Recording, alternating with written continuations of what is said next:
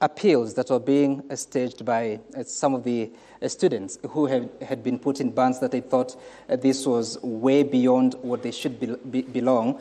Maybe help us by getting a status update about the applications, the appeals, and the resolution of those appeals. Yeah, until now we have about 12,000 students who have lodged their appeals, and most of them are uncomfortable about their household contribution, whether it's 5,000 or 30,000, which is just about the most for Band 1. I think that's what's coming through. A few also have stated that they were sponsored in high school, and that information had not come through before. We did send the chiefs to the villages to help us collect further information because we are trying to validate and triangulate the information that we have on record, as well as the reasons that the students gave for appeal and the evidence on the ground. So as we are talking now, we have a team that's working on that data. And so by next week, we should start getting the results filtering in. So what was the original number of appeals? So we've had over 12,000, slightly over. Okay. But as Ndegwa would tell you, some of the students had not provided the right information, and they were served immediately. Okay. So Ndegwa can respond on that. Okay, Yeah. and I'll get back to you. But Yeah. Ndegwa, help us understand, because still there are questions about understanding the university funding model. Maybe you can help us understand exactly why the reason to have the 5 bands, and especially when you look at the analysis of it, 50% of the cohort are in band 4 and 5. How so? I'm not sure that's not the latest information, because we have over 50% of the students between Band 1 and Band 3. And this is because what Madam Pierce has said, students feared, I don't know for what reason, to give the correct information, especially information on medical health, sponsorship. The ones on sponsorships are saying that they thought if they say they were sponsored in high school, they will not be sponsored in university. So even today I had 2 students who were telling me that. Today I even had a student who could not see and had a card for the National Council for People Living with Disability, but he never provided. So most of the information that we are getting is not really appeals. It's people saying, this is the information I brought. And now, since you don't want to tell them to wait for a long time, so you just allow them to upload and quickly run the engine, and they move. So it may not be correct that they are in Band 4 and 5. Actually, most of them have now moved and maybe looping at around Band 3. Okay, now that's interesting, because the initial figures that were shared by the Ministry of Education were indicating that Band 1, 16%, Band 2, 18%, Band 3, 18%, Band 4, 42%, and Band 5, 8%. 42 plus 8 is 50, which was 4 and 5. So the night has changed to what? Yeah, because Band 3 is the highest with around 26%. But because of that movement, once you bring in new information, we don't wait for the other student to come. So we just reclassify you quickly and be able to send your money. So you said Band 3 is what percentage? I think 26%. 26? Yes. How about 4? Band 4 is raw, I think around 16%, and Band 5 is 6%. 5 is 6%. Yes. All right. So, Piers, getting back to you, what is the foundation of this banding? Because if the original formula was showing that 50% are 4 and 5, now it's changing. What information was being used by the government? I'd actually be hesitant to comment on the figures right now, because like I have just stated, there's work that's ongoing, and until we get those results, I think it would really be misleading for us to say these are the current figures. So I would say we wait until those who are working on the appeals finalize, and we are here. We'll come back and share the evidence of what's happening. That's fine, but you must have known the foundation that led to this. Certainly, I just needed to clarify about the figures. Yeah, the foundation is about equity. So the DUC was based on equality. Everybody was treated equally, irrespective of their socioeconomic status. Whether you come from a very able family or a family that's really very needy, everybody was expected, every household was expected to contribute 20% of the total cost of the program. Then the government would come in with 80% of the total cost of the program. And this has been lost. This information has been lost among the public because the students were paying an average of 50,000. I know it was supposed to be 16, but as you had Vice Chancellor say in the past, they added field trips, they added registration, medical, and the students here will tell you, and we have a Vice Chancellor here who will tell you the average was like about 50,000. When we talk about 16,000 or even 50,000, nobody goes back to question what happened. So for example, if medicine is 600,000, 20% would be 120,000. So if the students are paying, the households and the students are paying 50,000, what happens to this deficit of 70,000? So anyway, everybody was paying the same. And so the principle was equity. We know that we are not the same. Looking around the room, we are all different. And so we wanted to meet these students at their point of need. Mm-hmm. Yes. All right, we'll get more from that. Vice Chancellor, help us understand what exactly was the challenge running the public institutions that now this model comes to correct? Yes, with the old model, we found that the DUC was reducing every year. You want to describe what DUC means? That is differential unit cost, the cost of the program itself. And that amount of money was reducing every year. And we had no hope of getting extra money from anywhere. But now with this new model, it is student-based, which means like now in Jomo Kenyatta University, right now, this morning, we had over 7,000 first years. Mm-hmm. So if you take each student and you cost the program which they are coming to do, that amount of money will come to the university. And that will really help us. We've simulated and we've seen that in about 3 to 4 years, we will be breaking even. We could never do that with the DUC. So there is hope for us, Vice Chancellors, that in about 3 to 4 years, universities will start getting out of this very big financial problem. Differential unit costs. Yes. And it was going down, you say? It was going down. What does that mean?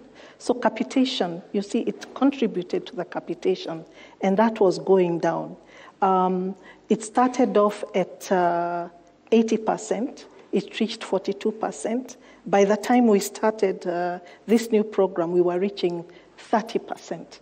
So for us, we were suffering. When you hear universities were suffering financially, it is because of that. But now we have hope. So in practical sense, Professor, assuming in the final year of DUC, yes, you had 6,000 admissions. Yes. So how much was assigned per student, and what was that total like? So it wasn't much. I don't have the figures offhand. Okay. But it was let's say a one-off amount of money, which was actually not enough. But now we are saying, if you give me 2,000 students, the cost of the program for each and every one of those students come to the university. The amount of money comes to the university. We have 7,000 students. So whatever each student pays will come to us. So the differential unit costs, did it depend on the number of learners that you're receiving? Not in a way, but not quite. So when you say it was reducing, yes, down to, I think you said less than 40%. Yes. Why did it reduce? No, I cannot give the exact reason, but it was reducing. Okay. That is our experience. PS, why was it reducing? So I'll come in. So as I said, the government was supposed to pay up to 80% of the cost of the program. So the differentiated unit cost, the cost of the programs remained constant. And for the students who were self-sponsored, that is exactly what they were paying.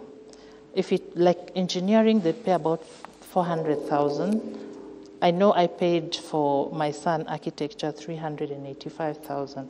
So that was not reducing. However, the extent to which the government was meeting its obligation was reducing because of the tight physical space. And so from 67%, it went all the way up to 42% in the past year for continuing students. So it is the government that didn't remit resources to universities? Yes, it was the physical space that was tight. And I will tell you that the resources that were going to universities were increasing at a rate of about 5%. However, the number of students was growing at a higher rate. And because of this, then you could see the unit cost going down. But as soon as we introduced the new funding model, the resources going to universities then, following the students, doubled. Okay, we'll get more details about that. Dr. Manyasa, so universities were running low on cash. Now there's a solution. Does it solve the problem? Honestly, I think we have put so many things in one basket, and what we have is a concoction that no one now knows. Reason being that we have a new funding model that we are trying to trial out and implement, which at the core is not bad. At the core of that model is not bad, because it was based on the equity principle to say that if you are in this JKUAT, in the same class with someone whose parent can pay 300,000 in Strathmore in primary, 400,000 in Makini for a primary school kid, they shouldn't be competing with you for funding at the university, because they don't need that funding. So at the core, that is the thing. But then we have come up with other things, like imagining that this will solve the financial crisis in the university. It cannot, madam. And the reason is this, that why the universities got into financial crisis was universities refused to be open. I taught in the university for 11 years. And I was in the university when universities experienced a boom of self-sponsored programs and received a lot of money. And the government asked them, declare what you're making from self-sponsored programs so that we factor that into the capitation that we are giving you. They refused. So government estimated what they were making and decided that they will cut capitation by what they think universities are making. When the universities ceased to make the money from SSP, they found themselves in a hole. But that is not just the issue. The other issue that universities splashed around all the money they made. Yeah? Public universities are never run by fees anywhere in the world. They are run on capitation, they are run on endowments, which you people didn't invest in when you had the money. You spend the money opening up campuses everywhere.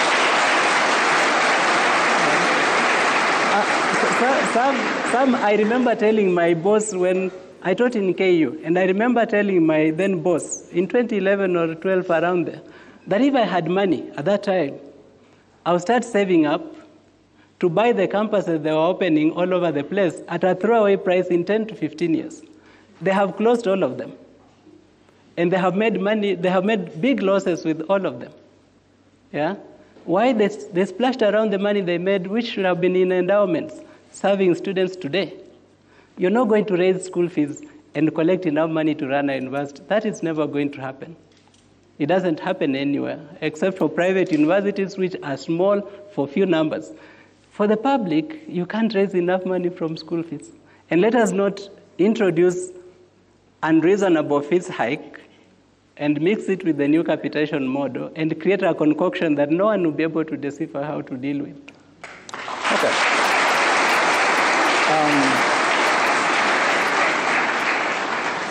All right. I don't know what the clap means. It doesn't mean that the other points are not valid. We're just having a conversation here. And I'll be getting to you because I want to hear the experiences of you as the students, but also the parents who are represented here. But before I do so, Senator Onyonka, help us understand, because you sit in Parliament and you've been there. In fact, I think you've been in Parliament since 2007. So you've seen the transformation of universities from about 6 public universities to now, I think we have over 30, if I'm not mistaken, PS? Over 30 public universities? 40 public universities, imagine that. But the financing has been going down. What are your thoughts, and why hasn't Parliament intervened and corrected this before this? Thank you, Sami. First of all, thanks for giving me an opportunity to be in this wonderful institution. The answer I want to give you is that Parliament is actually part of the problem. The scenario, Sami, the scenario we have in our country, here we are sitting in a sitting with stakeholders, individuals who are experienced, well-educated, and exposed. And what are we discussing? A program that is supposed to provide funding to university students, which is already implemented, and the implementers know nothing about it.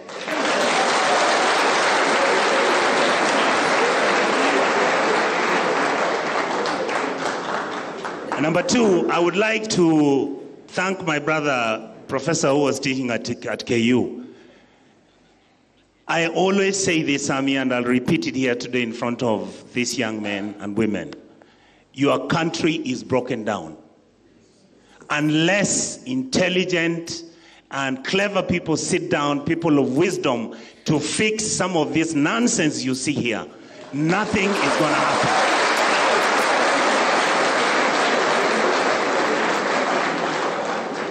I will say this. Look at the number of students we have. Look at the families where they come from. You don't even have the data that is going to tell you where this student comes from, where his background is, what is the basic revenue that the family has got. Then people go and sit in an office, concoct some figures, and say, now when you come, decide which band you're going to be. Is it this one, or this one, or this one?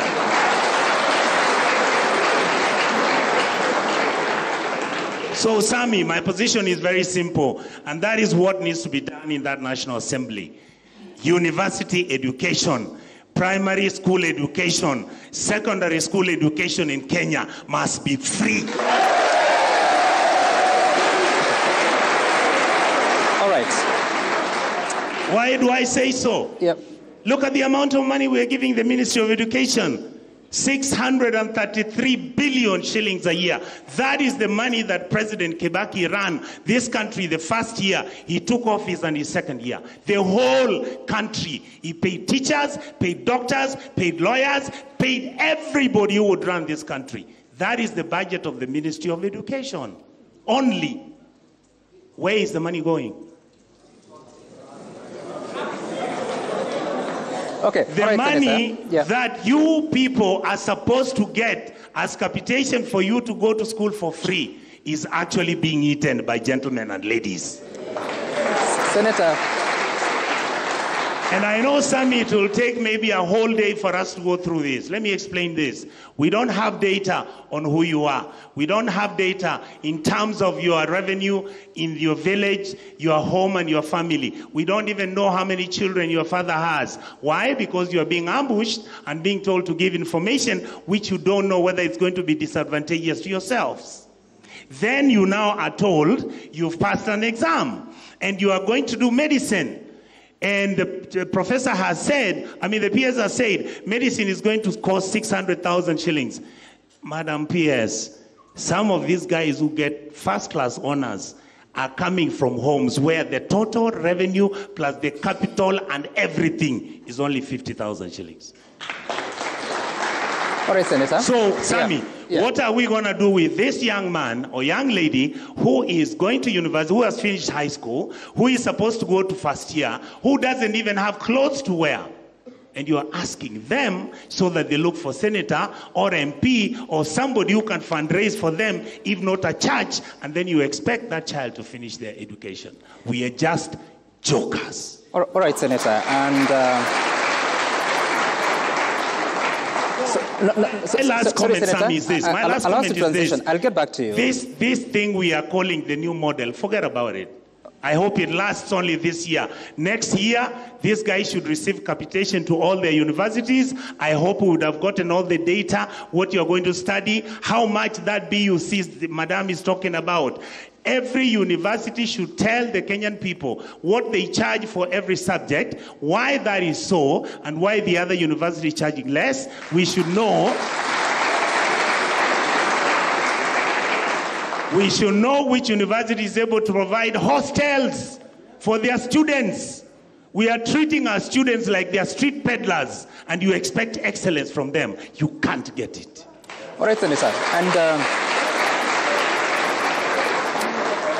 we'll get a right of reply from the PS and, of course, Helb and the Vice-Chancellor. But before we do so, I want us to hear from the parents who are here. I had seen some parents at the back there. Where are you? I want you to introduce yourself and tell us where your son or daughter is studying, and if they're affected by the university funding model, what band they are, and how much you're required to pay from the family. Good evening, everyone. Wawero Buru. I work for Jomo Kenyatta University, School of Architecture. My daughter joined Moi University. But the only advice I can give... What is she studying? She is studying Bachelor of Art in Psychology. Psychology. Psychology. What is the cost of the course? The course is around 89,000 and something, around 90,000. 90,000. Yes. So how much is the family paying? The family is paying 30,200. 30,200. So you're in band 5, meaning that in band 5 you have an income of more than 120,000. Are you well represented in that band? Are you well placed? No, I'm not there. I'm not there. I had requested for band 4, yep, but I received band 5. But the best advice I can give you, yep, when you are doing this thing, you see, in statistics, yep, there are two kinds of problems. There is the real problem and there is the perceived problem. So when you are praising people, there is a way you can praise people on perceived problem, what you perceive. And you can allow me to give an example. Go ahead. There is a day I was going to a meeting. I had carried somebody had carried me of your size.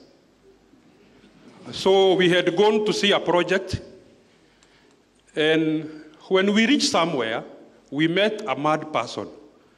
But the mad person perceived I'm the richest and I'm the person they can get money from me. That is perceived. So even as you do this thing, the best way to approach it, let's get the real problem, not the perceived problem. The real problem. So I'm a what chairman, is the real problem according to you? excuse me, I'm a chairman of many groups as I work here. Somebody has just posted me something. And it's good as we discuss this thing of the model, let's discuss it from an open mind.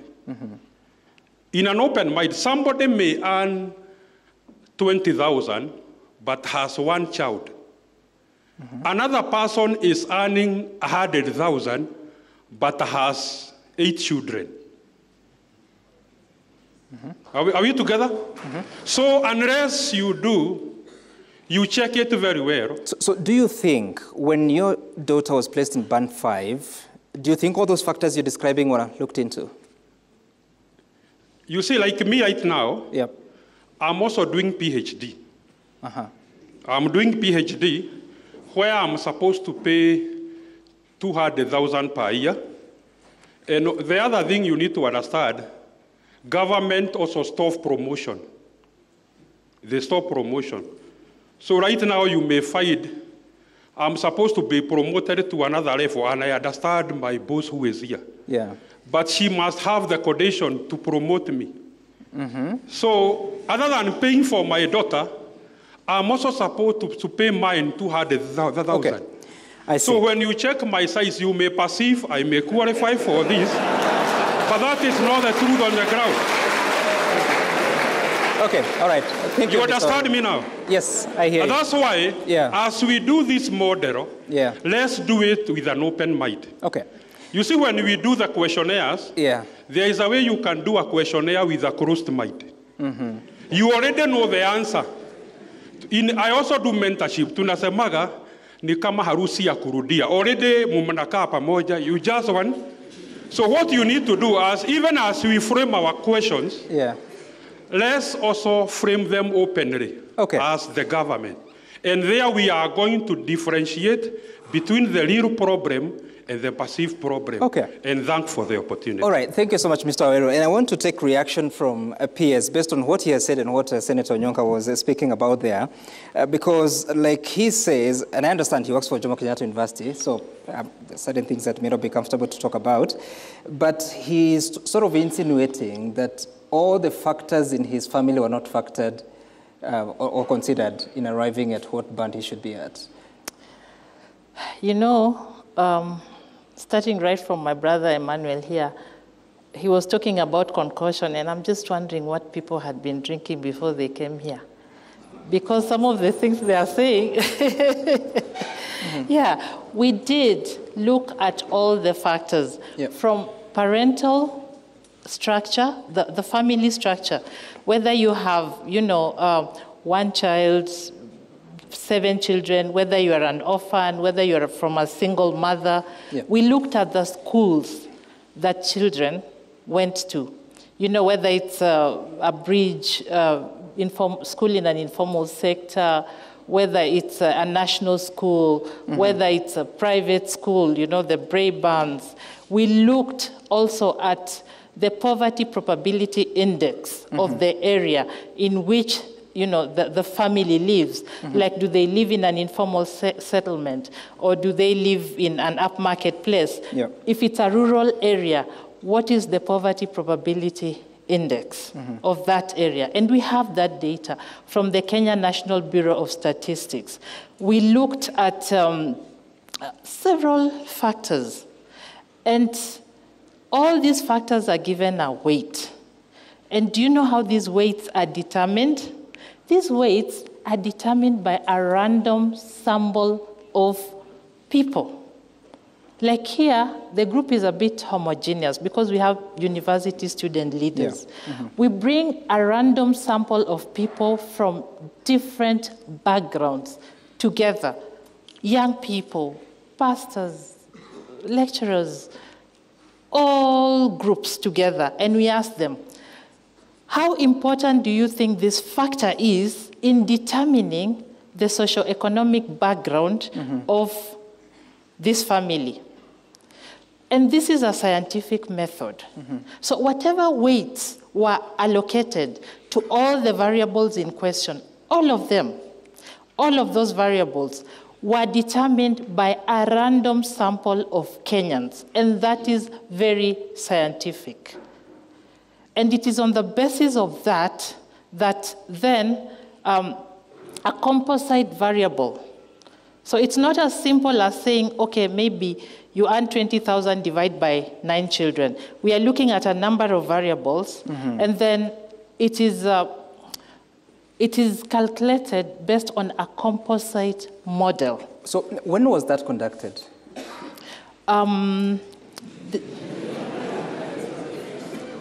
Ndegwa, help. Yeah.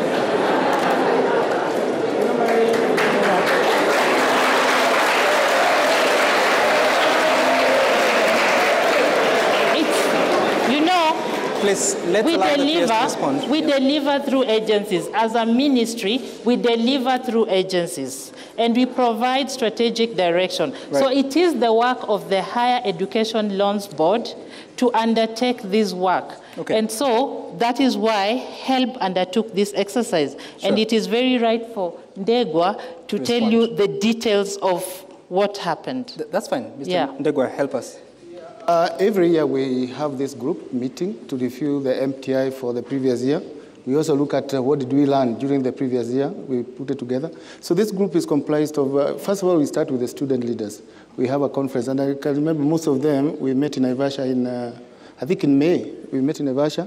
They gave us their feedback. This is the feedback now. We came, and we formed a group of a team from COOPS, a team from State Department for TVET, a team from Universities FAD, and also a HELP team.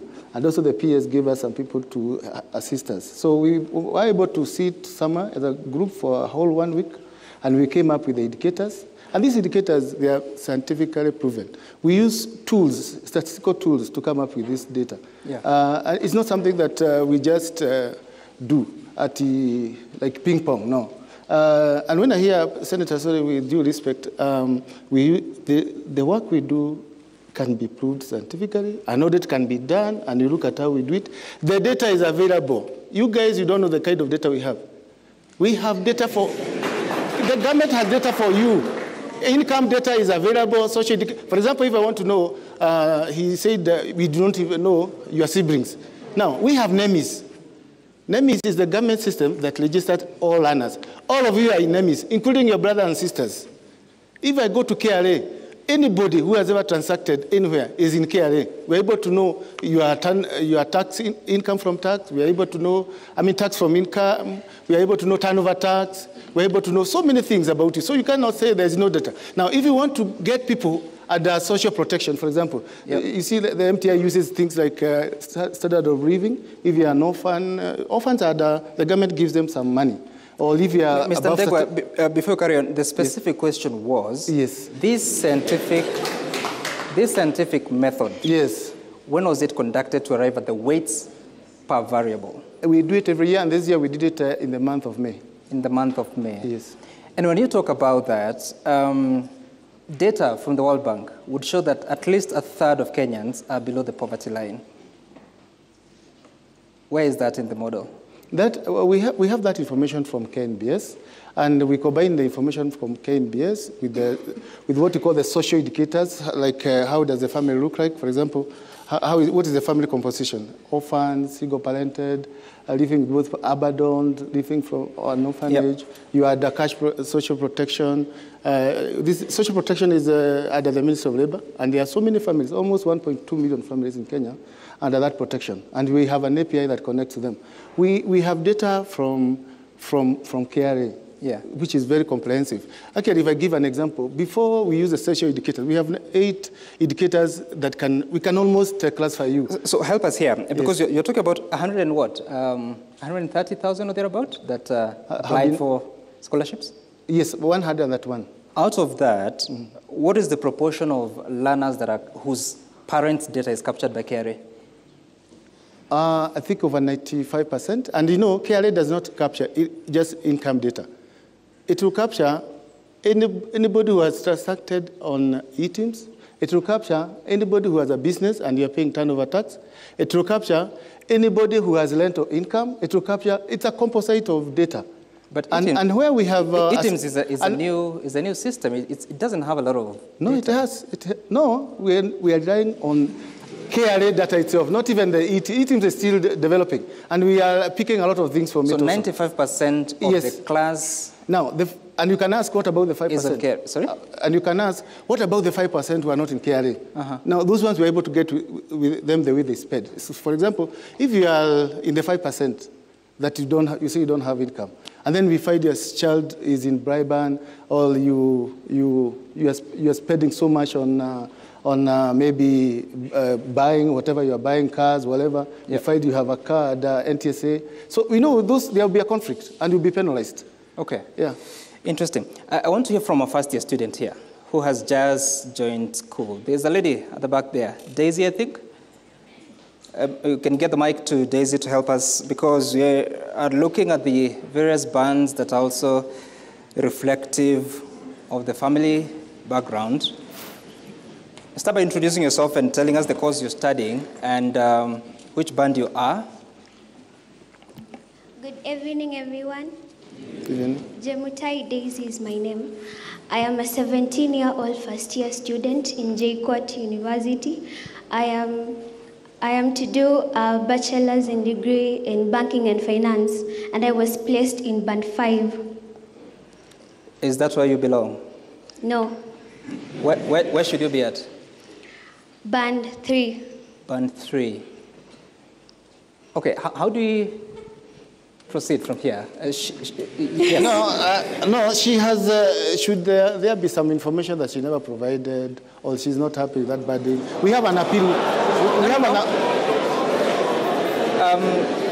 Please, members of the audience, let's allow our panelists to respond. We are looking for answers, isn't it?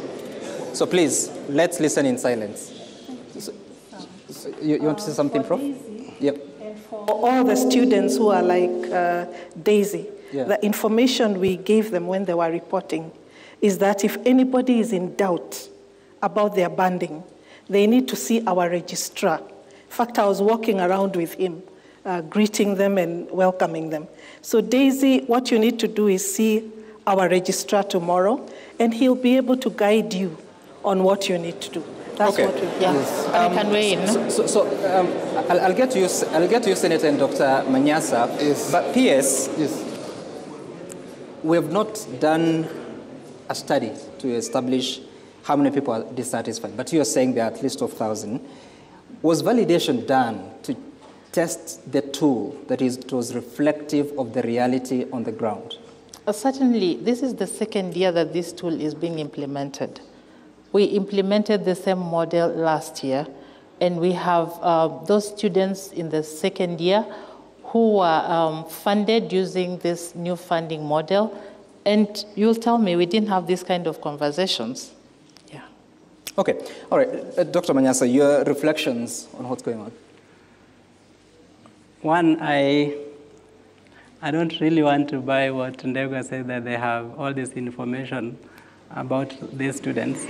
Because if they had, they would not need to ask these students to go to cyber cafes and fill the information they are saying is inadequate.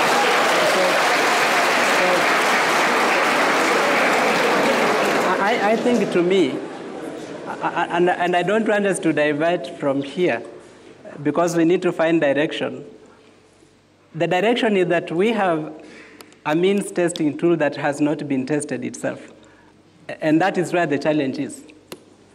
That means testing tool is not a robust tool.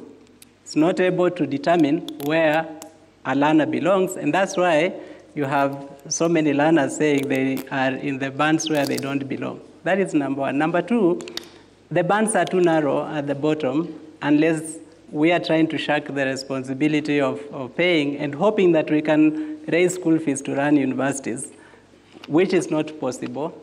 Three, I think universities need to explain why, if you're going to study a BCom, for which the university gives you only the lecturer's time, yeah? And many of them are using part-timers and not paying them. For which the university is only giving you the lecturer's time, why it should be 300,000 anywhere? Because the government is still paying lecturers. You are not a private university that is hiring your own lecturers. You have lecturers paid by government. So why are you charging a student 300,000? Are we pricing courses because of perceived idea that those courses are marketable? Or are we attaching what is the true value that the university needs? Thirdly, we need to understand that these are public institutions, and these are Kenyan children, in whom we have an interest as a society to make sure that we invest to get the best out of them, because they are the Kenyans of now and tomorrow. Yeah? Mm-hmm. It is in our best interest to make the best investment possible in them. If we start to think like World Bank was thinking in 1985, to say higher education confers private benefit, so the private individual should pay, what will happen to this country when majority of these brilliant Kenyans cannot pay? Right. And cannot therefore find themselves benefiting from higher education. I think that we have a problem. And it is, these young men and women are very intelligent. I taught in the university and I used to tell my class all the time that in a class of 40, I believe there is someone whose IQ is above mine. The only difference is that I'm more trained, that's why I'm teaching them. Let us not assume they cannot understand the confusion we are creating about their futures. They actually understand properly. And it will be, in a forum like this, it is important that we own up where there are gaps, we reason together on how we fill those gaps, and find ways to make sure that we are not destroying our higher education. There's no society that has ever developed without a properly functioning higher education system, because that is what develops societies. Okay. I just want to clarify that, and this is to you, Professor. So the students will pay the school fees, plus the scholarship, plus the loan from HELB, but that is just for lecturers' time. Who pays the lecturers? Okay, now, that is where now I want to differ with him a little bit. Okay. Because with this new funding model, what the student is getting is a scholarship. Mm-hmm. And apart from the scholarship, there is also the HELB loan. Mm-hmm.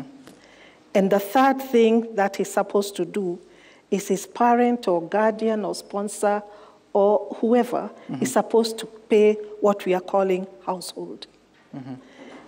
Now, I can tell you for sure, Sam, that for the current second years, the ones going to second year now, my university received all the money. They received the scholarship in full. They received the HELB in full. The ministry advised we allow them to do examinations without paying house help.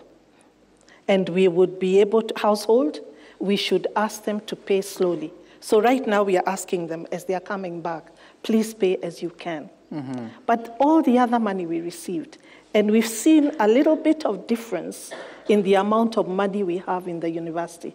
And I'll tell you this, Sam, as a professor and the vice chancellor, and I can see another vice chancellor, my chairman is sitting right in front of me. Sure. As vice chancellors, we want to receive these students and be ready to teach them the best way we can. So that if I receive a student of medicine, I want to be able to put him in a medicine class with a lecturer who will teach, take him for practicals, where there are chemicals, there's equipment, there's everything, have money to take him for his rotations in all the hospitals, because the funding is there. Okay, so are you saying that salaries of lecturers are paid by the university? No, they are paid by the government. In the old funding model, the salary actually was kind of like from the DUC. It came from that. So now we are saying, once we receive the money, the capitation which was coming from us through DUC has been reducing. It's whatever, with the first years we got, it reduced accordingly because the students were paying. So the school fees plus the scholarship is just to run the university, not to pay salaries for lecturers? It's also part of it, to pay salaries, to run the university. You're confusing me, Professor. Yes. So we have hope. I can tell you, Sam, that as vice chancellors, when we are looking at this whole situation of the new funding model, we are seeing that there is hope. In about 3 to 4 years, my laboratories will be having the equipment, I'll be able to pay part-time and so on, and I'll be able to teach the students I'll come for clarity later, but Senator, what is it? Sam. It's on, carry on. Thank you. I'm sitting here painfully listening to this conversation. The truth and the reality is very simple, Sam. And I have my professors here, and Madam Professor, sorry, Madam PS, when we speak the way we speak and you are in government, you think we have drunk something funny. We have not. We speak the way we speak because we want you to see the other side of the argument. Let me make my side of the argument. We are spending 636 billion shillings to run the Ministry of Education. The government pays lecturers. The amount of money that is being put aside, and this is what breaks my heart, that we are taking money from government and professor is not able to say where the money is going to and what it is for and how it has come.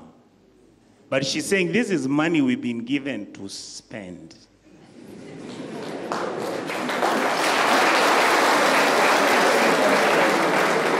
And what we have said is that I want to say that I understand that the policy we have adopted is actually flawed.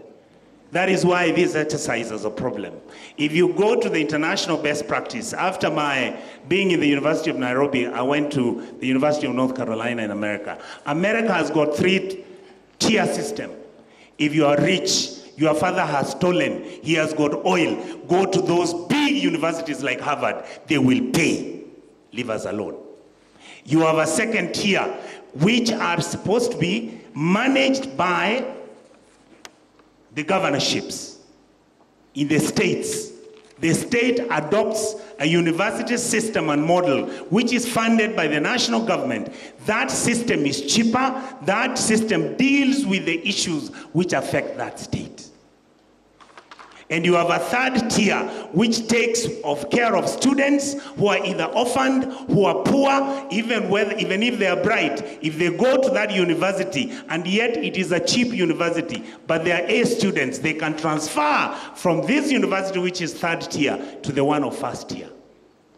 All you need to do is tell these students, if you go here, this is what it will be worth.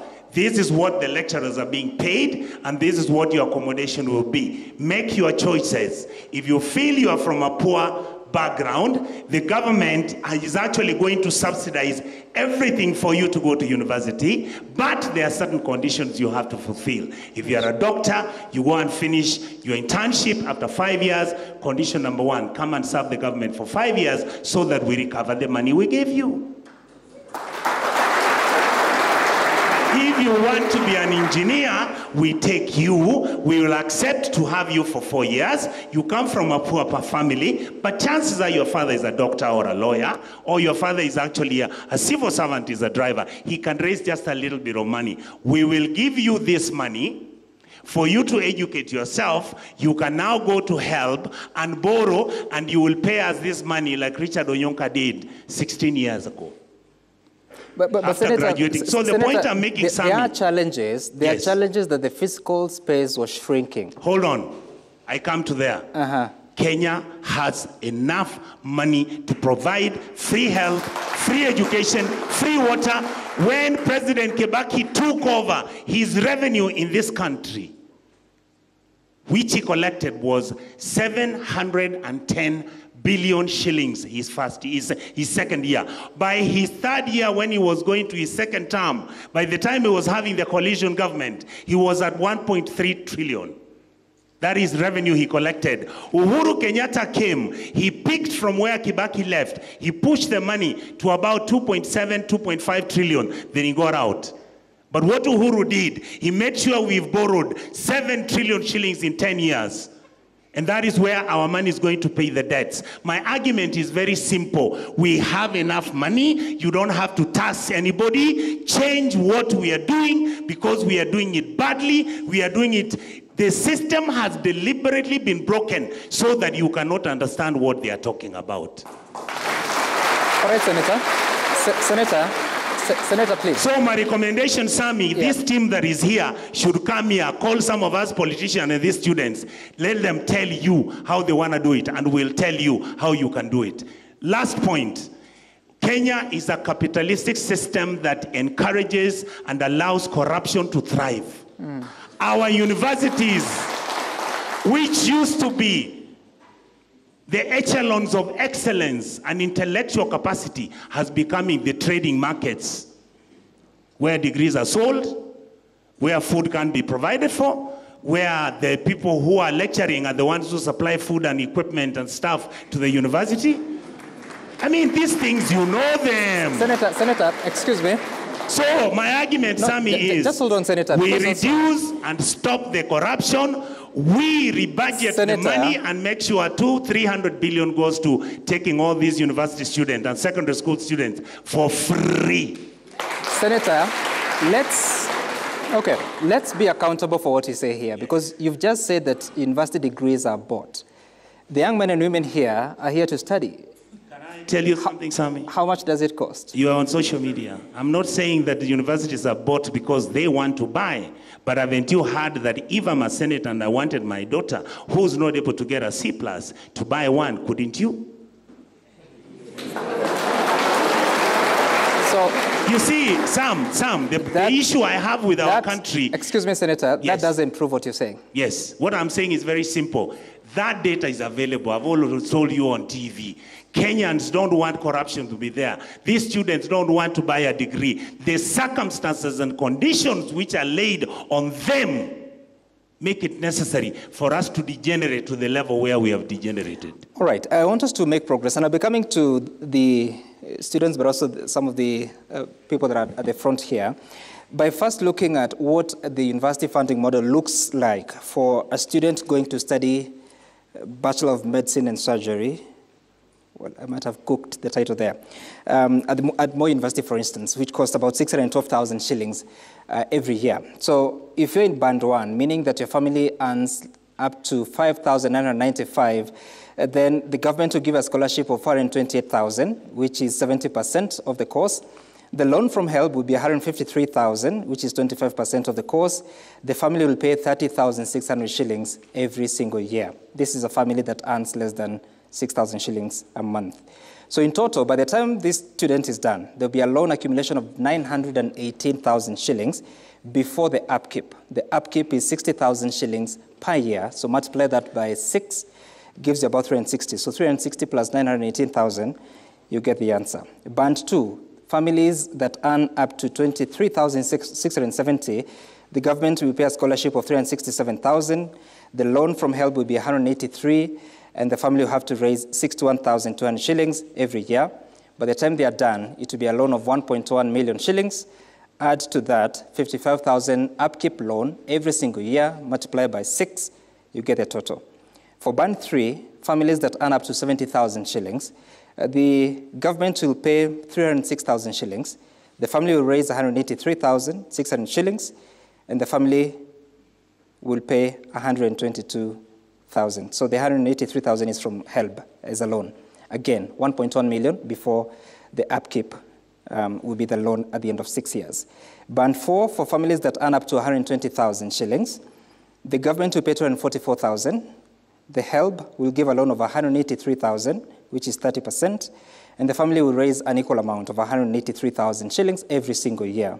And the total loan before upkeep will be 1.1 million. And Band 5, for families that earn over 120,000 shillings, the government will pay 183,000, which is 30% of the course. The loan of 30% will be given, 183, and the family will raise the lion's share of 40%, which is 244,000 shillings. If you are to look at the column on loan plus family, I mean, that's coming from the family because the student will have to pay this money at the end of the course. And you'll be engaging on what a burden it is for learners when the students here qualify. Do you have a second-year student here? Let's begin with you with specs, no bias. If you can get the microphone to him. Okay, we'll get to you. So tell us your name, and because you're the first cohort that was going through, is it, the university funding model, the new university funding model. Tell us your course and which band you are in. All protocols observed, good evening. Brandon Kenagwa is my name, taking quantity survey. And what I can say about this new funding model, it's an hoax and it's discriminatory. And first of all, I have classmates, I have coursemates. I have coursemates who have been placed in Band 5, because someone just studied in some small private school which he or she was paying like 20,000 a year. Now they say that this person studied in a in a private primary school so he can manage paying 150,000. What band are you yourself? What band are you? I'm in band 2. Band 2. Yes. Are you happy with that? Are you happy with that? I'm asking you a question. Are you happy with that?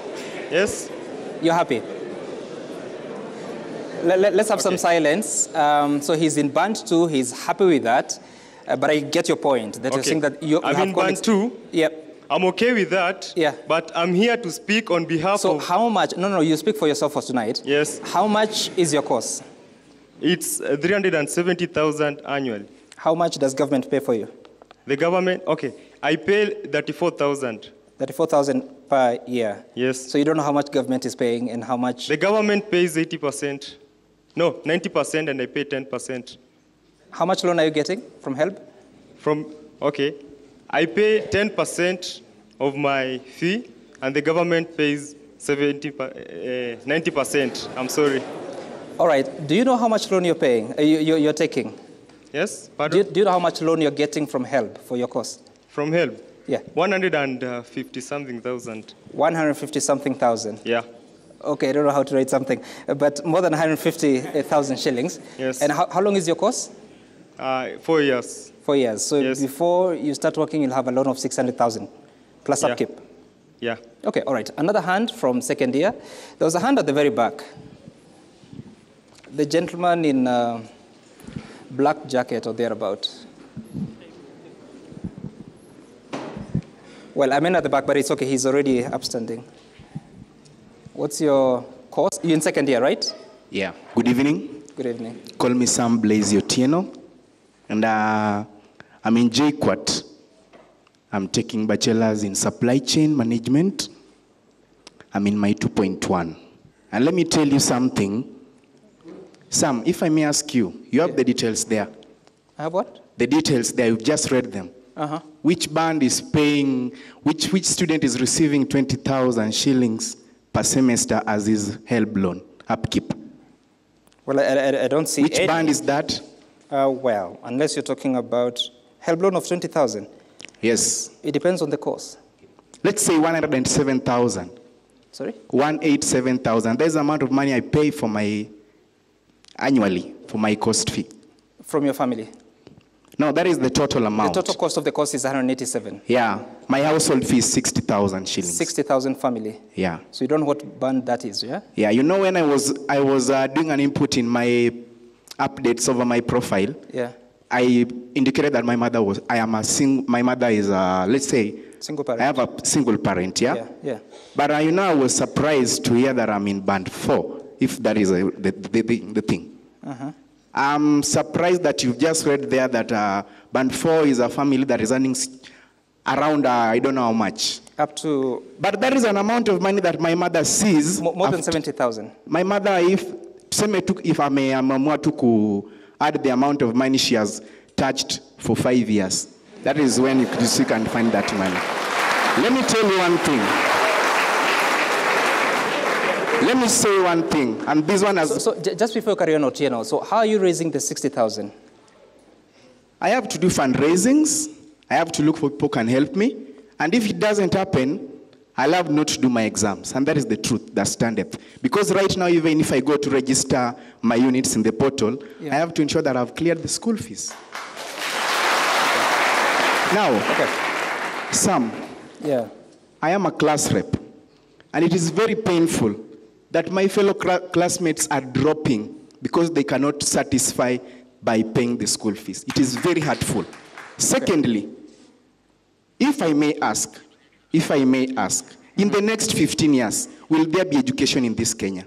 Will there be? If the other day I was very much optimistic when I heard that the president was meeting the students' leaders, I said at least now we are going to be talked to. But I was surprised because, after this, I just got an information from one of my classmates that there is an increment in the school fees. Can you go and check? Okay. All right, Otieno. Now... yes, and I want us to make progress. Pardon? I think you've made your point.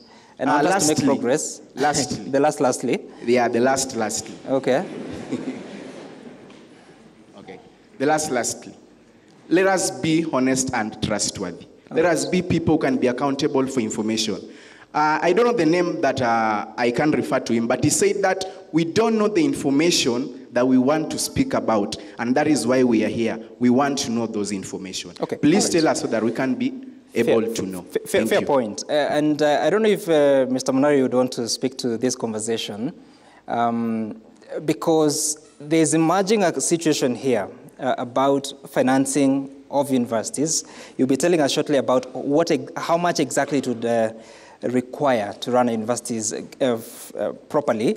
But I want to hear from Kennedy Achesa here, who has also been very vocal about this particular model. Based on the feedback you're receiving from the students affected, what do you make of it? First, Sam, before I go to the feedback of the students, listening to the panelists, you can easily tell where the problem is. When the PS made the statement and the gentleman from HELP gave the figures, the PS clarified and said that the appeal process is ongoing and that no numbers can be given. But the HELP gentleman had already given you the successful appeals without knowing that the appeal process is still ongoing. It tells you that the agencies trusted by the Ministry of Education to carry out this exercise are either indolent or incompetent. HELP here, for instance, they say on the one hand that they can use KRA and chiefs and that they have information about every student. On the other hand, there are the students telling us, provide us with your information. Why can't you use the information that you have from the government agencies and give the students money? And secondly, from HELP Sam, we cannot run away from the fact that financing higher education is an uphill task in our economy. HELP should be telling us how much they collect from the students who've already graduated. They are busy doing everything else other than their mandate. In fact, HELP was formed to help collect the loans that had been issued, but they concentrate on giving things that are very relevant.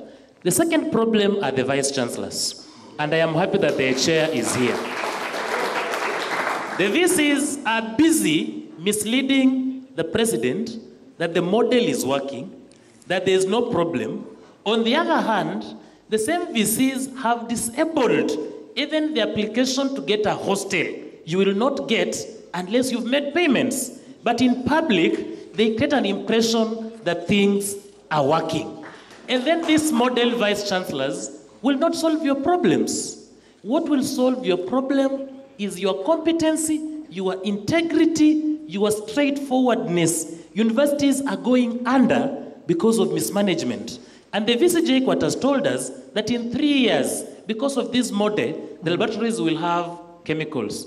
Do you mean your students are now using water? They'll have to wait for 3 years to use the chemicals?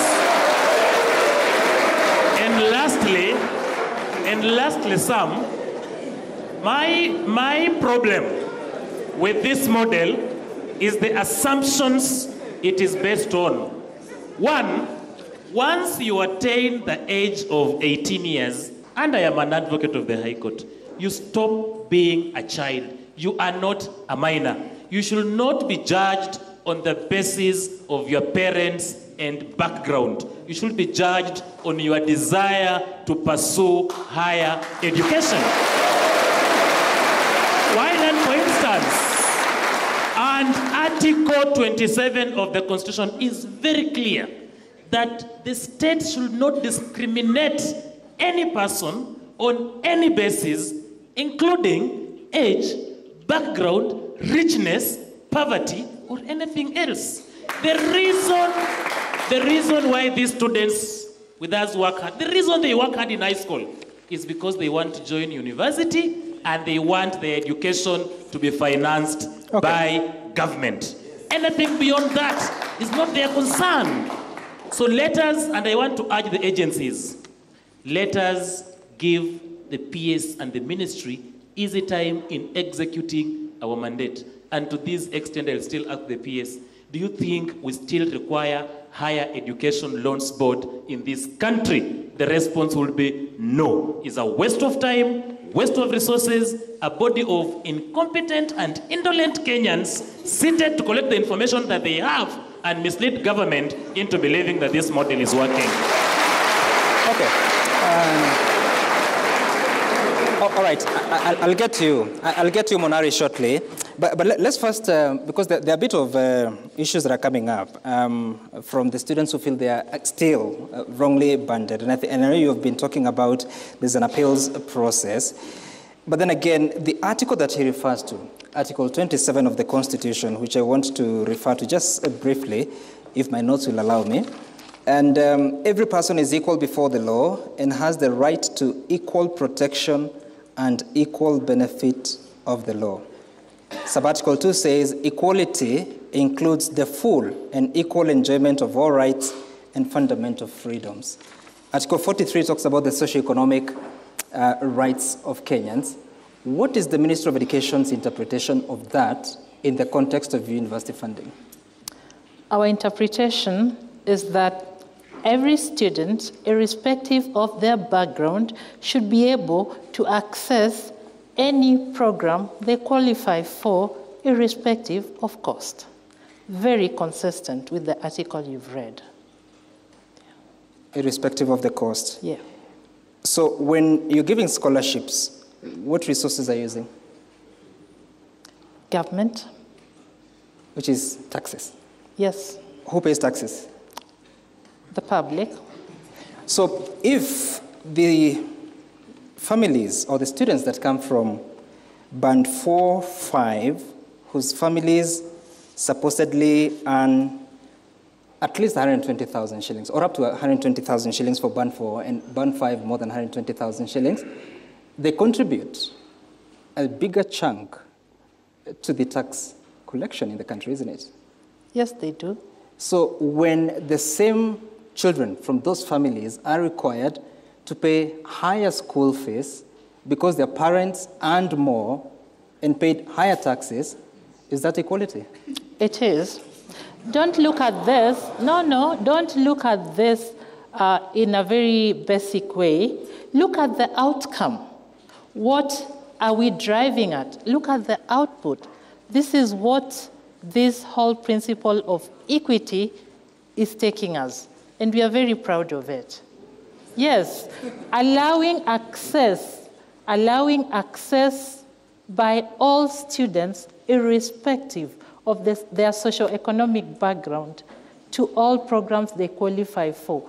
If we did not have this principle, then students who qualify for medicine and are vulnerable would not be paying 30,000 shillings. And I know there has been a lot of emphasis on equality based on the differentiated unit cost. Right. But where was that taking us? We were living a lie, because based on equity, we were not able to raise enough money to deliver these programs in the manner that they should. And right. That is why 23 universities were insolvent and they were going to close. And I want to look squarely, eyeball to the students and ask them, if these universities closed, where were you going to go? But also, Piers, we determined here, we determined that it is the government that was not remitting resources to universities. Yes, because we were living a lie. Okay, living a lie indeed, that you say. Yes. But let's still get back to that question. In your sister department, basic education, there's a fee guideline on what should happen in secondary schools. And boarding schools, they should pay a maximum of 53,000. There's a free-day secondary education financing of up to, I think, 22,000, but I think that figure has changed recently. And it goes to every learner, regardless of the socioeconomic status. Are we soon going to see differentiation of that so that those that can afford more also pay more? I mean, you just said it yourself, 53, 40, 22, are those, it's not the same. It's not equal. No. Let me repeat what I said. Yeah. Boarding schools, learners pay up to 53,000 from the parent. The financing from the government was recently 22,000. It has gone down by a couple of thousands. But regardless of which family you come from, if you're going to a boarding school, you're required to pay 53,000, isn't it? Yes. So why is it different at the university? It's not different. It's not different. It is not different. It is not different.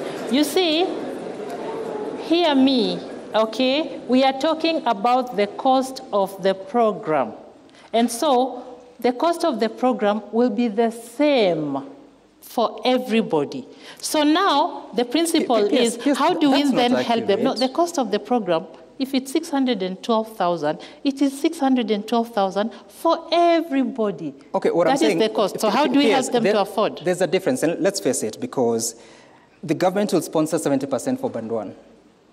Yes. For Band 5, the government will sponsor 30%. Yes. At the secondary school, the government will sponsor up to about 17,000 shillings. And the parent will pay the same amount of 53,000. You're losing the argument here. In high schools, it is the same kind of education. We don't have differentiation at that level. If we lose sight of differentiation, then we cannot get this argument right. Okay, If I'm losing it, let me just clarify. The contribution of the family in the secondary schools, according to the fees guidelines by your ministry, is up to 53,000 for boarding schools. Yes. Your ministry has said that families will pay up to 40% for students who come from families of Band 5. Band 1, they'll pay up to 5%. That's different, PS. It's not. It's not, because we are looking at access, okay? Access to the same kind of education, or access to different programs which cost differently. And in that manner, the interventions are different. And those different interventions are aimed at facilitating access to that same program across the board, irrespective of I will take your word that you're saying they are the same, but they are different. The programs are different. The cost of the programs are different. The interventions should be different. Vice Chancellor, there was a question, I think it was Otieno, I may forget who it was, about, okay, I think I lose it. But let's first hear from Munari on how much it should cost universities to run properly in this country. Thank you very much, Sam, and thank you for inviting me and asking me that question. First, let me clarify that the cost of these programs, the universities were kind enough to give a discount of 15% for each program across board. So the actual cost of, let's say, medicine was 720, and the universities are now charging 612,000. Okay. That means across the board, the universities were able to give a discount of 15%. They gave willingly, or they were required to give? No, they gave willingly. This is because government is the highest purchase of education, and it was a negotiation, and they agreed to give a discount of across all programs. For example, BA, the actual cost of the program is 144, but universities are charging 122. If I walk into a university that is where you undertake BA, I'll pay 144,000 today. However, because of the large scale number of students that government is procuring, the first discussion we had was to have that discount so that we could be able to have these students coming. After that, we have now moved. You have asked me how much it costs to run a university. I may not have the details because I'm not a VC. I will not have the details of how much it costs to run a university. But what I can say is that the costs that they are charging are based on the lecturer that is in the faculty, depending on the professor that how much they are paid. It depends also on the number of senior lecturers who support that lecturer, their tutorial fellows who are there, and many other issues. For example, electricity and salaries. When you look at the cost of a university, all the costs and salaries are not paid by government directly. They are paid by the university. there is no university that receives money for salary directly. All the money we pay and the fees that we are paying them, that money is paid by the universities as salaries and maintenance of all these buildings and making sure that day-to-day activities run. That is how a university is able to run. So the salaries for lecturers come from? From the university. From the fees itself. The students are paying and the capitation that is remaining for the third and fourth years for the students who are currently under the old funding model. So, Monari, because you come from the university's funding board, is it known how much it would take to run the 40 public universities in this country? No, it's different because it depends on the global figure, even if it's an estimate. I can say that you are talking anything to about 244 billion. 244 billion? Yes. Okay, right. And that takes me to the question, PS, because so when you're allocating a budget, like the resources that these students will be receiving in form of help, as well as the scholarships, was it just voted by Parliament, or it started from appreciating what do the students want first? There are trends that have been established, and so it is a holistic debate. There are many factors you look at. So it's not just a matter of need or what is available, but a composite number of factors. So because now you're having challenges, and there are several appeals here, yes. Where will the resources come from? Because the budget has already been voted by Parliament. Money is usually availed as it's collected, and that is why we have a number of supplementary budgets along the way. Yeah. Okay, all right. Dr. Manyasa, talk to us about your reflections, because there's a student here who said they have to do fundraising, Harambee, and I'm sure many here have been invited to many in the past 1 or 2 months. There is even a bill in Parliament trying to ban those Harambees, so I don't know what will happen. but I want to speak a bit to the point that Monari made here about universities giving a discount on the courses. And that is very curious, because if it is going to cost 100 shillings to wash this carpet here, and I tell you I've given you a discount on that 100, what am I taking away in exchange? Am I going to reduce the soap I used to clean? Because if that was the cost, the labor, the soap, the electricity, what am I going to take away? So what are universities taking away from the programs they're offering in exchange for the discount? Because they have no other source of funding to fill the gap left by that discount. So you'll maybe answer me on that. But that is a very curious statement to come from government, which owes our young people the duty to provide them with a quality education, I think. Secondly, I don't want us to lose the point on the funding model and the equity perspective. I work for an organization that prides itself in promoting education justice. There was a reason to say, let us differentiate how people pay. Because right now, what is happening in this country is a travesty. People are taking children to very high-cost primary schools, specifically to crowd out the poor from the best secondary schools. So that by the time you're going to secondary school, if you are a poor person with your child in a public primary school, they have no chance to go to a big secondary school. They find space in the day schools where children are just growing up. And I'm saying this as someone who does research on education in this country every year, and I have data. This year we had 47,000 E's in KCSE. 90% of them came from these sub-county schools, where the children of the poor are going. They are going there because they have been crowded out of their lands by children who go to Makini, pay 400,000 in primary so they can secure space in Makini, right? In Alliance, right? So the equity perspective must stay on the table. We must talk about it. We must agree that intelligence is not domiciled in the households of the rich only.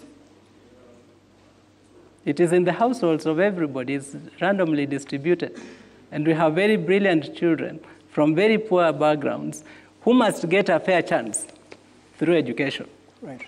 They must get that chance. If they don't get it, they will not stop being intelligent. They will continue to be intelligent, but with the grievances, and they will subvert this country.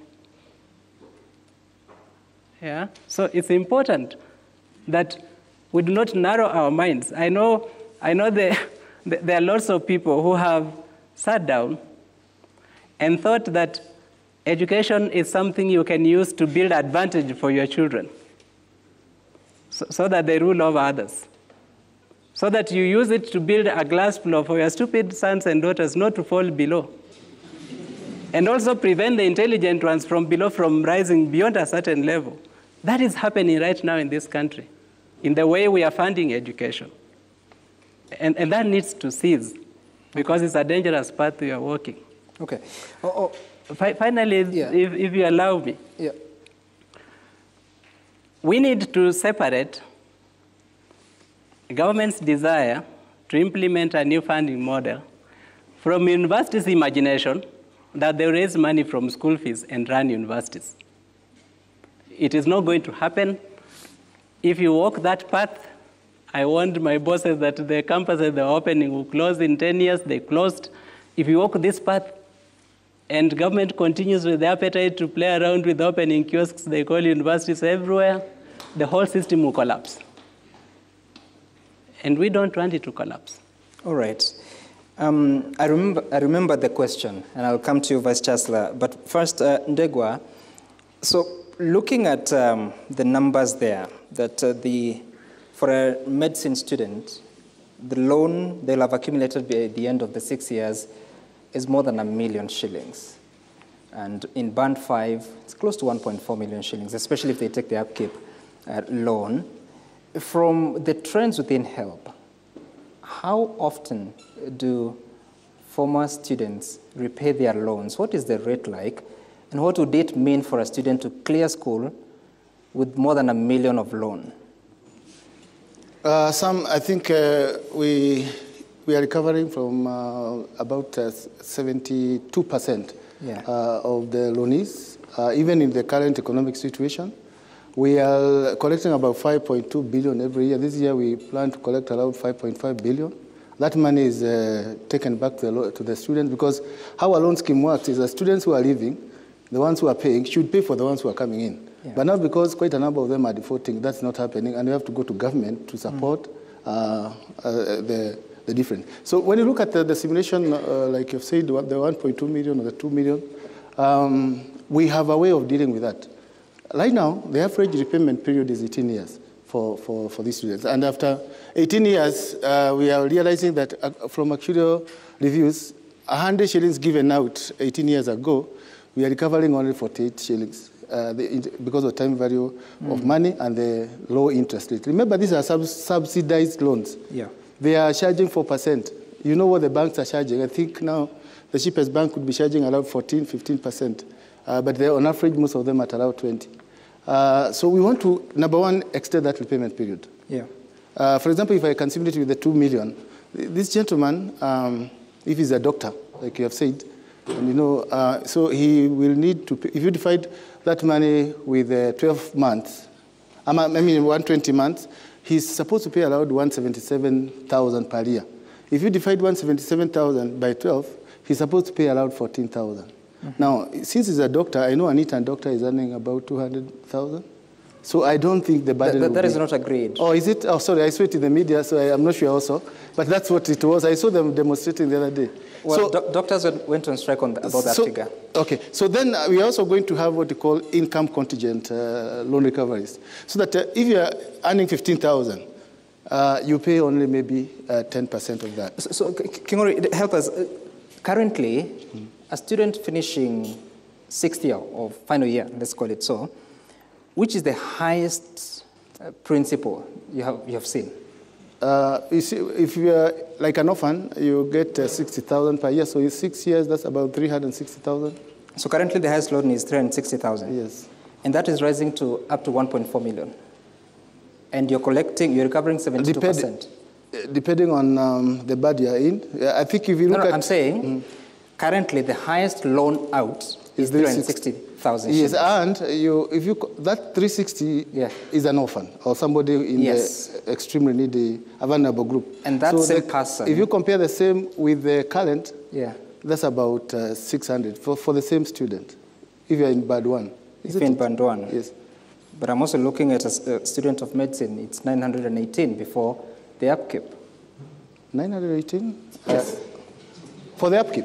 Yeah, no, before the upkeep. Or before the upkeep? Which is still 60,000. So, okay, what I'm saying is, currently the loans you're talking about, they have been for upkeep, isn't it? They are for tuition and upkeep. Tuition and upkeep. Yes. Which is up to 360. Yes. With your new model, upkeep for a medicine student at the lowest band is already 360,000. Add to that, yes, because it's 60,000 per year, isn't it? No, that is not the lowest band. The lowest band. Yeah, correct. 60,000, 360. Yeah. So already you have 360. Add the loan for the course, which is 918. Yes. So you're talking about more than 1.2 million shillings. Yes. When you're doing your calculations, if you're recovering 5.2 billion shillings at the moment, and you're saying the recovery is about 72%, what risks do you see in 6 years to come? What I know, and I want to also compare ourselves with our neighbors, is that most of the students in the East African region, they are finishing university at around the same figure. In fact, in some countries like Uganda, they are not even funded. They only fund sciences. Anybody's doing science. So these students, what I'm seeing the next 6 years is more students will be able to access education because the loans will be available. Imagine if the loans were not there, what would happen? The cutoff will come in, and we'll start now taking 30,000 students instead of taking the 154,000 that were taken. So we need... Sorry, what did you say? I'm saying, assuming there were no loans, what would happen to these students? They will not go to school. Finance will now become an issue. They can't get to school. So, for example, like me, when I was going to school, I didn't care whether I was given a loan or a scholarship. I didn't even know until I graduated, and the government demanded me 100,000. So now they know. So the thing is, we need to deal with the access to higher education. Okay. How do you solve that? Mr. Ndegwa, I think we all agreed here that access is very important, but also resolving the questions, because in 4 years' time, a student who's in first year here will have to deal with a loan, isn't it? Correct. So what is the current budget for loans this year? This year that you're going to release? This year is 28 billion. 28 billion? Yes. You're recovering 5.2 billion shillings a year? Yes. We are recovering, and let me tell you we are really focused on the mandate. Recovering 5.2 billion when we have just come from a COVID period where we had a recession, people lost jobs. It's a nightmare even to recover that 5.2 billion. Now, Vice Chancellor, a student asked, or rather a student said that they're having to fundraise. If you have few balances, you'll not sit exams. What is the clarity on this? Is it university specific, or it's a decision you have arrived at as Vice Chancellor's forum? In Jomo Kenyatta University, we have a fee policy, and that fee policy actually defines the fact that before you sit an exam, you must have cleared your fees. Yeah. And those who have not cleared their fees, therefore can take academic leave, and then on financial grounds, and then they can come back and do the exam. We don't bar them.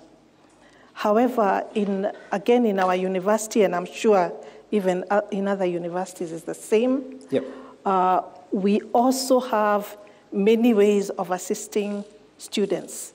For example, my staff have got what we call an endowment fund. A little money is actually deducted from salaries if you want, and that money goes into a pool, and we are able to assist needy students. Yeah. I know our student How much money does it raise? I cannot give you the figure right now. But it does assist some, because like the needy students who don't have anything to eat, we are able to pay for them to eat, and we are also able to buy for them whatever they need. So does it concern you because even if the endowment fund is able to sponsor them on what to eat? Yes, and also other things. But they will still not sit the exam because they have not cleared fees. Well, on the fees issue, yes. But you see, we allow them to come back when they can. Okay. I'll be listening to Professor Mugendi here, who is the chairperson of the Vice Chancellor. So you can take the mic because it's close to you. And help us understand, because recently, is it last week or this week, the ministry issued directives that Vice Chancellor should admit the learners with or without the school fees. How does that affect your operations? Thank you very much, Sam, for the opportunity you've given me, and I'm so grateful for this gathering this evening. I want to say that, yes, indeed, we are that directive, but even before the directive was given to us, as Vice Chancellors, we had already talked and agreed that, we need to admit a student to come to the university or universities, even if they don't have the full component of the household fee. Yeah. This is because it took a while before categorization could be done.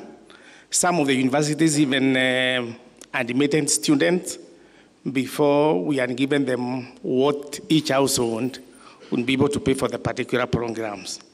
So as universities, then we agreed that students should be allowed to come in, and once categorization is done, then they will be told what each household is going to pay, and then they will be given a timeline to be able to pay.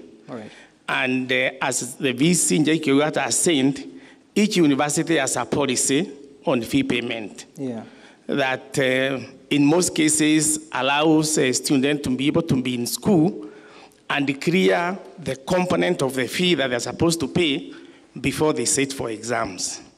So they have to clear on that before Yes, before they sit for exams, and there's good reasons why this needs to be done. And when they're unable to clear, what happens? When they're unable to clear, as again she's saying, we have, most of the universities have that policy where then students are allowed to take academic leave.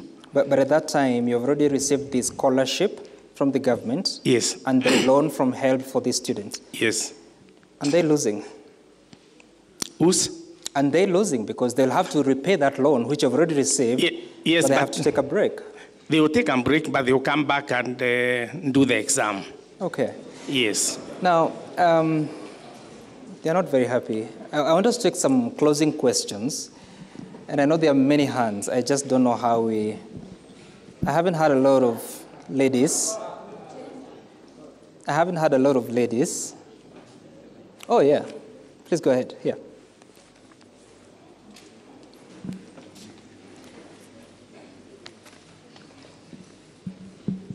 All protocols observed. Good evening. Good evening. My name is Faith Wamaida. I'm a second-year student pursuing a BSc in statistics. Now, Madam PS, we're not attacking you. We're just asking. You told us you cannot give us the exact figures. And you all knew you were coming for an interview, and you knew we needed the answers that we have the burning questions for. That's one thing. Another thing. She says you repeat your question. What I said is this. What I said is this.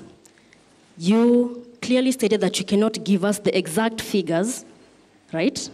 And you are well aware that you are coming for this interview way before it happened, right? So did we. So, and you knew, even considering you went and protested a few days ago, you knew people were thirsty for these answers. Yet, you're unable to provide what we came here to get. That's what I said. Second question is, when Mr. Sam was questioning you on the whole issue with the boarding school and the fee that was supposed to be paid, even when we go back, aside from the different programs, right? Aside from the different programs, going back to, for example, the course that I'm doing, I'm supposed to be paying $250,000 per year, all right? Now, that is one course, and we are many students. Isn't that the same case that you're all supposed to pay a certain amount of fees, but you're all studying one course? There's no difference. That is, I think, the question you was about to ask.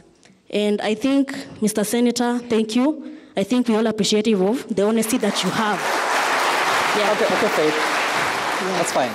I just want to say, be all Gen Zs. We like our things simple and clear. That is all. All right, Faith. So I will limit it to one question per person. And I see now there are more ladies speaking, which is a good thing. Let's start with this lady there. And at the back. Yes. I'll get there after her, all right? Hi, everyone. I'm Cynthia Wangoi from JKUAT Nairobi CBD campus. And my question is to the VC. Which year are you? Madam Victoria. Which year are you? Sorry? Which year are you? I'm awaiting graduation. Ah, okay. Yes, but I have a burning question. Okay, go ahead. I'm here to represent the SSP students because, sincerely speaking, we are suffering, the SSP students. Number one, which criteria will be used to categorize those students who will be admitted as SSP students to pursue the different courses? Because, you know, for satellite, the courses are different from the main campus. If it's current, there is law. If it's CBD, there is IT, there is EPD, and the likes. So my question is, like, which criteria exactly will be used so that the SSP students, we don't feel left out? Thank you so much.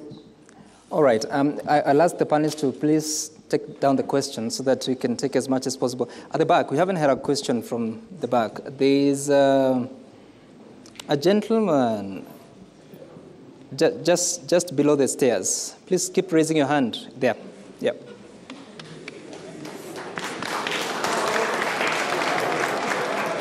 Good evening, everybody. My name is Felix Omondi. I have a question here to Madam Pierce. One, which criteria are you people using in those villages to identify the needy and vulnerable students? Because I'm from my village, and my chief, I think, she doesn't have this kind of information that you said. That's one. And for how long are you going to take or collect such kind of data? Two. Just one question, please, Omondi, so that we can spread it to your colleagues at the back. Well, I'm torn between the gentleman wearing white and the guy wearing black. Okay, I'm told we go with the white. Oh, he's already standing. Just ask the question. Okay.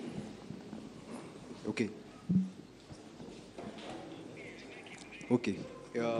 Just project your voice so that we can hear you. No, use the mic.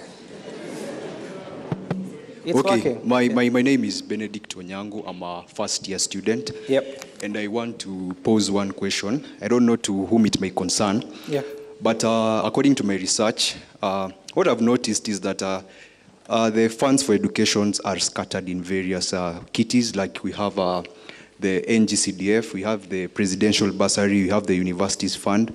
And I want to pose this question to Senator Onyonka because he's a parliamentarian, and I want to ask him, is it possible for all these funds to be consolidated in one basket? Because, you know, you told us education can be made free. And to me, in my own opinion, I thought in that way, instead of having all these kitties like help, because they are not working and these are budgeted corruption, because these people, you see, yeah. This is how we waste as a country, because all these help, they also demand hefty allowances, like air tickets, all this stuff, because, so I want to ask you as a parliamentarian, can all these kitties be consolidated into one basket so that education can be made more easier to the people? Yes. All right, Onyango. Now let's cross over to the left wing, at the very back there. The guy, I don't see a hand at the back. There. The gentleman in, yes, in a maroon jacket. Maroon jacket, yes. Yes, thank you. Good evening. I'm Tukuni Ehud Baraka. I'm pursuing pharmacy. I'm in my 2.1. Yes, I was placed in band 5. And my parent is paying 192,000 per year. Yet, I worked hard in case I say got an airplane, I qualified for this course, doing it. And something funny, my parents, I come from a family where I'm a last born. So, like, my parents went to the extremes in trying to educate my elder brothers, my elder siblings. So, like, they took loans and all of that. And just simply because they are working, they are civil servants, they are earning around 120,000, and they are telling us that they have data. What I'm trying to figure out and what I'm wondering is that they are aware of the KRA. The KRA is really much aware that it's deducting loans on this person. Mm-hmm. It's really much aware that it's deducting housing levy on this person. It's really much aware that it's deducting NHIF from this very, very same person. And you know that the amount of money that they are paying to the government is much greater than somebody who is earning 50,000. It's very much way different, and it reached a point that my parent is earning 60,000, and yeah. I want to make something clear first. I want the PS to make something clear to me. Yeah. So, like, which criteria do you use to put all these factors at hand? Because I saw when I was applying, you're asking for the gross salary, and very well you know that you are taking this amount of money from this person and leaving him with the 60,000. All right. And yet you are using the 120,000 to judge him. Okay, all right, Baraka. What's that? Now, ladies and gentlemen, I know there are more hands than you can take, and I want to take it at the front here. There's a gentleman there. So, okay, between the three of you, who takes the question? Just one. You can agree on who. Let's give the gentleman in white first. Thank you very much. All protocols observed. My name is Dr. Chandra Kmuya. I am a member of staff in Jobogina University. What university? My name is Dr. Chandra Kmuya. Yep. I am a member of staff from Jobogina University and also the Secretary General of the Staff Union. Sami, I want to tell you that there is a part of the story you are missing. Yep. In most of these kind of hall talk you are holding, you are not inviting the lecturers and who are key consumers of this funding model. Mm-hmm. I would wish the next one you hold, you invite more lecturers so that you also get the other part of the consumers of this funding model. But you can help us get that the reason voice. Is, when you look at this model, take a 4-year program. We are now done a quarter of the program, of the funding model. A quarter is done, that's 25%. But we are not seeing the financial position in the university at now 25% easier.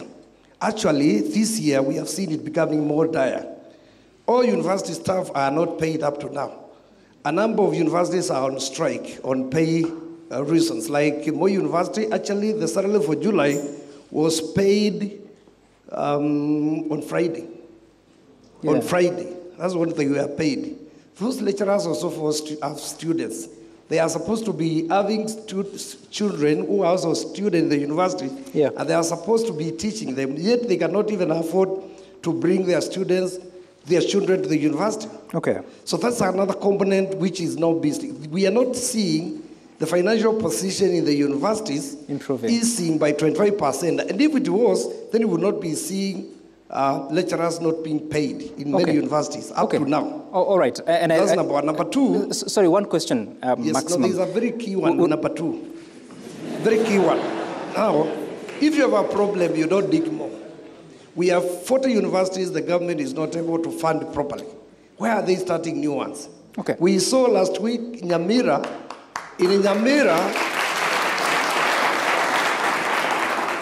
a secondary school in Nyamira is being looked into to be upgraded to become a university. Surely. It's not necessary. So if you are not able to fund the 40 universities, please, PS, don't fund them. We will again the other in your office. Let's not introduce new universities if we cannot even fund the current one. All right, Dr. Shadrack, thank you. Let the Ministry of pay lecturers properly and on time, like other members, like other staff in the Ministry of Education. Thank you very much. All right, and I'm sure Professor Mugendi will have a response to that. So have you agreed who takes the question? No, just one. Go ahead. Yeah.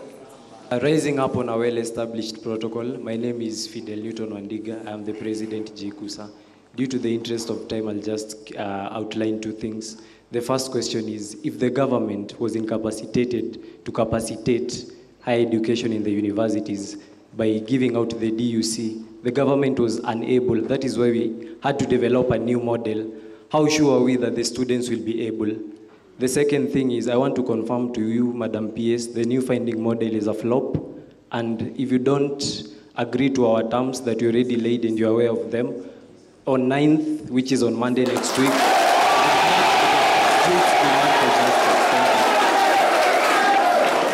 Okay, so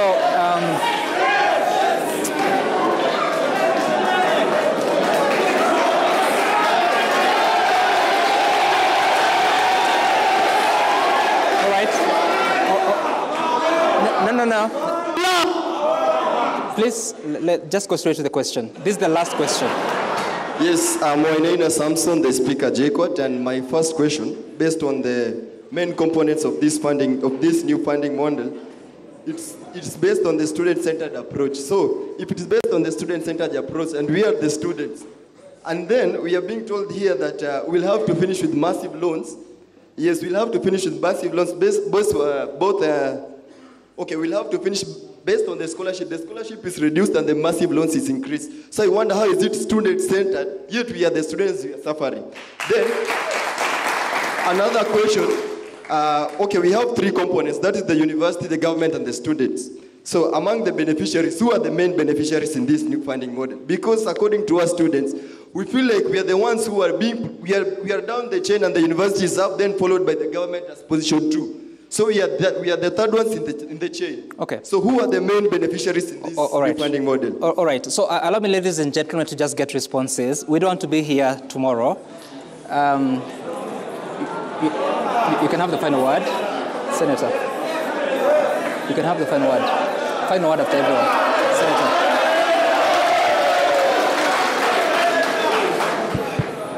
Thank you so much, Sami, and thank you, the guests who are here.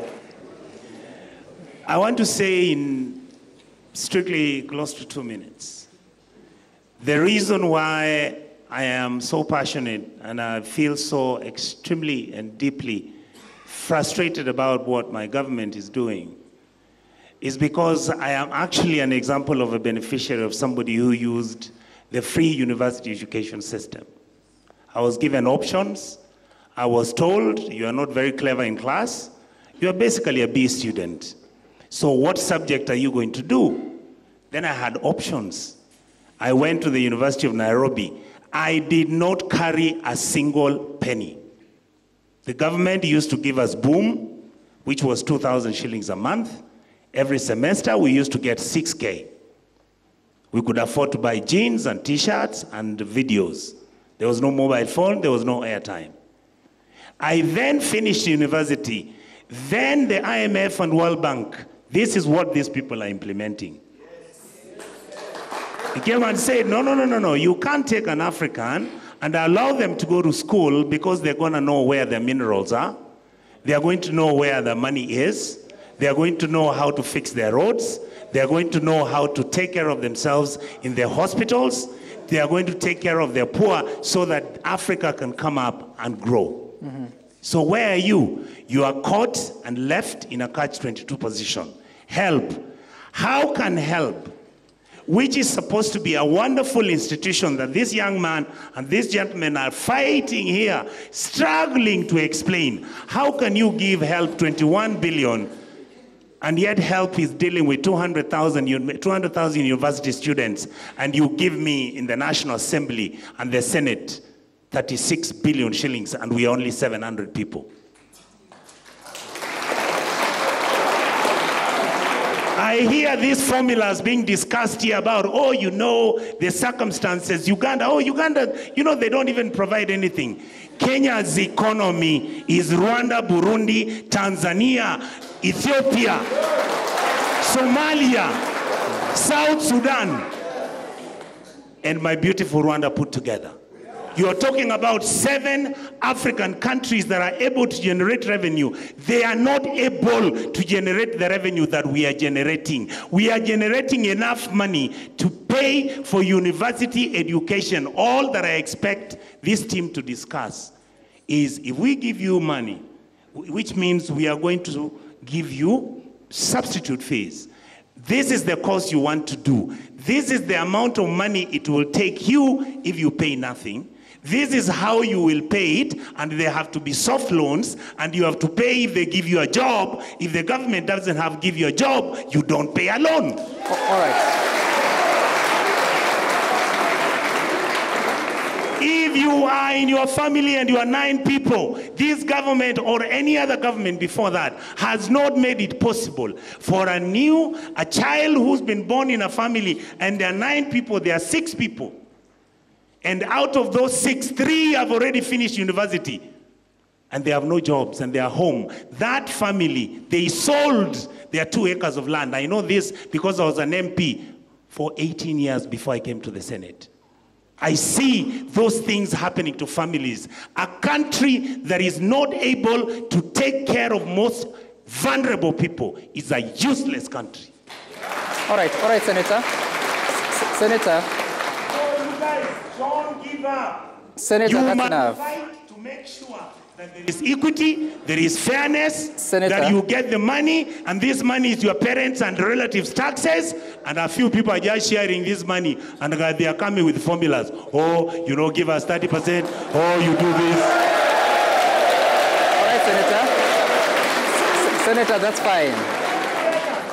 Senator. You've got my point. Senator, Sammy, I've finished like this. Let me say this. Yes. I hope the president is listening to what this debate is about. I hope he's serious. Advisors are listening to what we are talking about. The system is broken.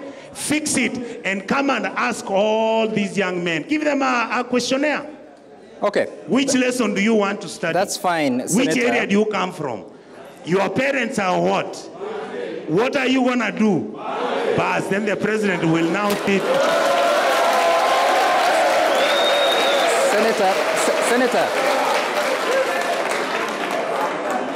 Senator, please. No. We have to move on to the other panelists because we need to get responses. No. Okay. Mr. Ndegwa, your responses. Mr. Ndegwa, carry on. Let me start by informing Jemtai, we have an appeal process. Even as you go to the registrar, please also go to the portal, the help portal. There's an appeal process. And if you are not satisfied, you can come and see me. I'm at Anniversary Towers, M2.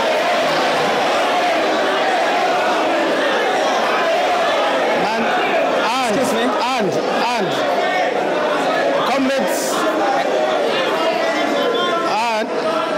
excuse me, please, let's allow. And if there is any other child, let's allow any other child who is going through that, even through the vice chancellors, let nobody differ. If they have to differ, please let us clear them if they have to go home. Yeah. All right.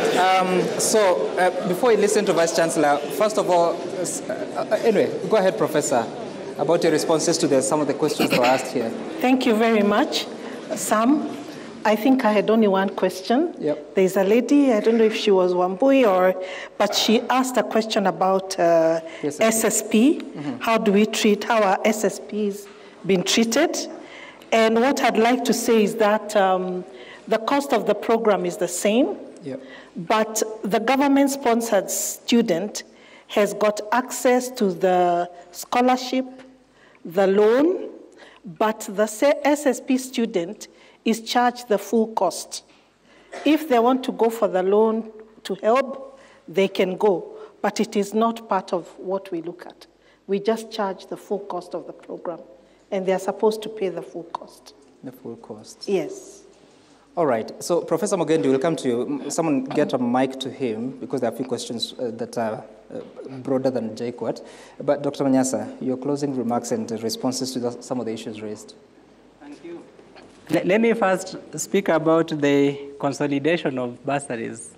because our organization submitted this to the Presidential Working Party. And this is what we had in mind, and I'm fearful that it has become a song and it might get so convoluted along the way. Yeah. There is fear about centralization, that it might lead to peripherization of other people and marginalization from benefiting from those bursaries. So when we submitted to the Presidential Working Party, this is what we asked them. We told them, do away with every bursary from the presidential bursary to the one with the MCA. Put all that money in Jomo Kenyatta Foundation, because they have a history of over 60 years providing scholarships in this country. After you do that, we want every January to be told there is 10 billion for bursaries with Jomo Kenyatta Foundation. We want to be told out of the 10 billion that Nairobi as a county has been given 500 million. We want to be told that Nairobi has shared to Westlands constituency, for example, 50 million. Within Western constituency, we have so many wards. We want to know Ward A has received 10 million. At the ward level, we should have the committee that receives applications and vets the beneficiaries there, awards the amount, the whole 5 million or 1 million that they received, and then give us the names and say, these are the people who received this money, so we can verify at the ward level, so that that bursary is not given from Nairobi. Because I can tell you, and I have been from one corner to another corner of Kenya, there are parts of this country where what we have here is too much luxury. Children hear about school. I am trying to get some girls into school we were told they cannot go to school because the father has already eaten something. They are 12 and 11. They're in Kenya. The Kenyan law doesn't reach them where they are. So that fear of centralization, and Mheshimiwa, you're here, when this law that is going to govern the new bursary scheme is set up, it must send the power to allocate the bursary to the ward. And let us see transparency at that level, so that we know who has received the money. We have had a case of governors sending checks to schools and then following up to collect the money, because no one knows which children have been awarded the bursaries. Right. That needs to be sorted out. Secondly, and I'm going to be very brief, please let's not be economical with the truth, and let's not speak from two sides of our mouth. I was in the university, and Professor Mugendi, let me confess to you, I ignored a lot of your memos when you were DVC Finance that were telling us that a student has spent the whole semester on campus. They have spent whatever they had for upkeep, so they don't have it. And you tell them at the end of the semester, you didn't clear fees on time, so go back, you'll have to come another semester. So who will give them another money for upkeep when they come back? To be able to stay and take the cost. If government is saying, let the students stay, let that government say, let the students do the exam. These students have places they came from. They have no interest in coming to stay here for a semester and then go home. If they didn't sit an exam, they were never admitted in the first place. If they're not going to sit exams at the end of the term, they have not been admitted. Okay. So the story that let them in without fees, but then you will not sit an exam if you have not cleared fees, is not helpful. Okay. All right, Dr. Manyasa. Now, we are almost tomorrow. Professor Mugendi, say something, as well as Dr. Wahome. 30 seconds, please. Thank you very much, Sam. I think I want to address the issue of that was raised by one of the staff members about the challenges in the universities. If the funding model, we've already received 25% of it, why is it not solving the problems in the universities? I want to say that the new funding model is really assisting the universities. It's only that it will take time. And we have done simulations and we have seen in three, please allow Professor to in 3 to 5, in 3 to 4 years, yep, most of the universities will have turned to the positive side of things. Okay. Right now, as we speak, by end of last year in June, we had 23 universities that were technically insolvent. But those universities now are coming up. And I want to say many of the universities have benefited because of only one court that has come through. All right. For example, I can say, University of Embu, that I am the Vice Chancellor, I am carrying the arrears, salary arrears for my staff members for 2 years because I didn't have resources to pay when we increased the salaries because of the CBAs. All right. And I carried this for over 2 years. But with this only one court, by June of this year, I was able to pay for the 2 years because of thanks to the new funding model. Okay, all right, Professor. So I want to say that... Let's leave it there so that Dr. Home can take 30 seconds for real. Okay. Real 30 seconds. Thank you. So Dr. Home is the CEO of CUPS, the institution that got you here. Carry on.